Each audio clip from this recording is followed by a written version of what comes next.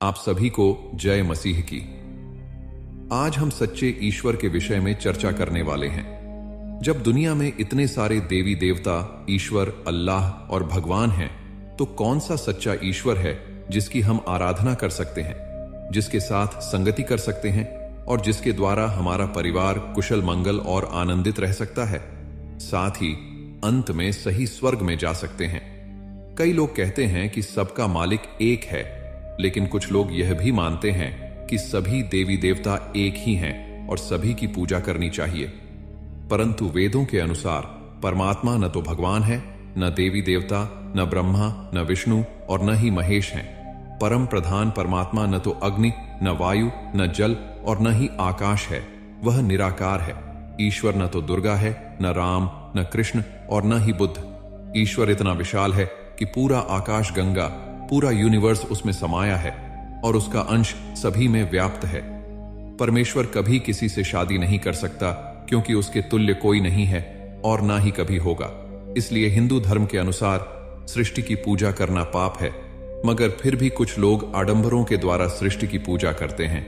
अपनी इच्छा और लोगों की देखा देखी के चलते अपने अंतरात्मा की संतुष्टि के लिए ऐसा करते हैं। क्या सब ईश्वर एक है?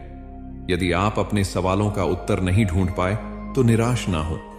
यदि आप परेशानियों से घिरे हैं और नहीं जानते कि किस ईश्वर से प्रार्थना की जाए, सच्चा ईश्वर कौन है, तो निराश ना हो।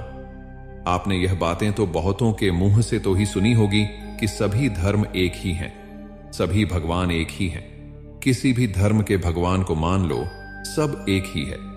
यदि यह विचारधारा सही है तो फिर हर एक इंसान की परेशानियां खत्म हो जानी चाहिए, क्योंकि सभी किसी न किसी भगवान में आस्था रखते हैं। पूजा पाठ, भक्ति साधना, कीर्तन, जागरण, इस देश में हर एक व्यक्ति किसी न किसी ईश्वर की साधना तो करता ही है।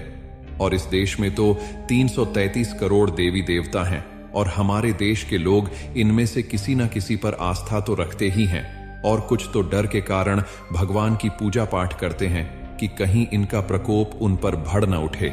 इंसान और ईश्वर का रिश्ता, क्या इंसान और भगवान का रिश्ता बस लेने देने तक का ही है कि हम उसकी भक्ति साधना करेंगे और वह हमारी रक्षा करेगा, हमें आशीर्वाद देगा, बिगड़े काम बनाएगा? क्या यह सच्चाई सच्चे ईश्वर की है, या यह विचारधारणा हमारे समाज की है, जिसने सच्चे ईश्वर की परिभाषा अपने लिए पहले से बनाकर रखी है? जरा सोचिए इस बात को।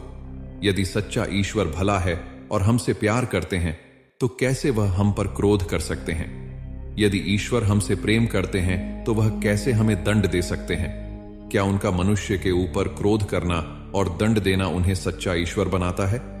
या फिर उस सच्चे ईश्वर से अभी तक हमारा आमना सामना हुआ ही नहीं, क्योंकि हमने सच्चे ईश्वर को कभी सुनने की कोशिश ही नहीं की? ईश्वर का सत्य क्या है? सत्य यह है कि एक ही सच्चा ईश्वर है, जिसने आकाश और पृथ्वी को बनाया और केवल मनुष्य को अपने स्वरूप में बनाया।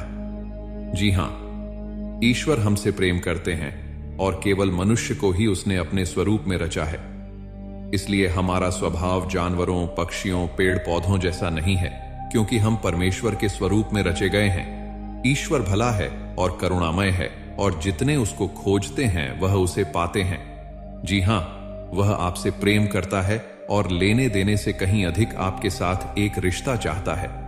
आप सोच रहे होंगे कि यदि ईश्वर हमसे प्रेम करता है और मनुष्य के साथ रिश्ता चाहता है, तो हमारे जीवन में दुख, तकलीफ, परेशानियां, हादसे क्यों होते हैं? अच्छे लोगों के साथ बुरा क्यों होता है? पर सच तो यह है कि इन सब बुराइयों के पीछे ईश्वर नहीं, बल्कि शैतान है, पाप है, जो किसी का भी भला नहीं चाहता, जो आपकी आशीष को चुराता है, घात करता है, हत्या करता है।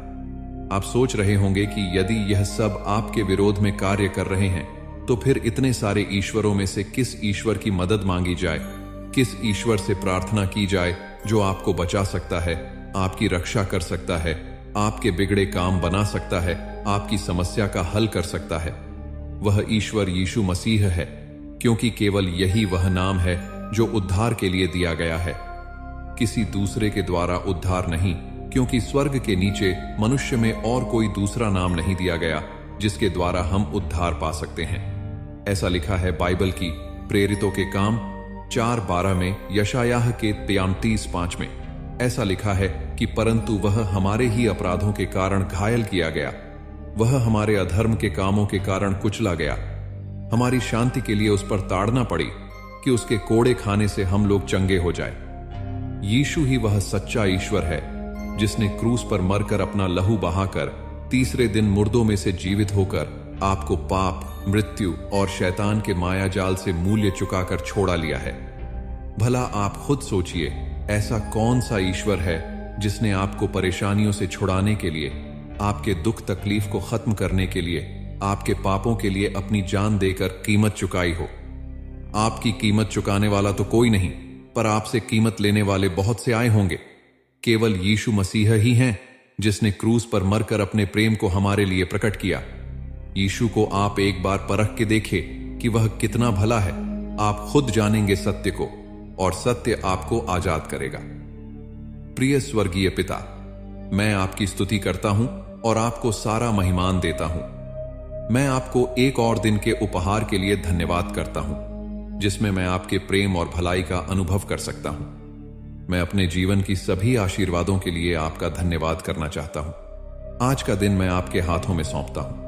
प्रभु, मुझे सही रास्ता दिखाएं और मुझे समझने की शक्ति दें, ताकि मैं समझदारी से निर्णय ले सकूं। मेरे कदमों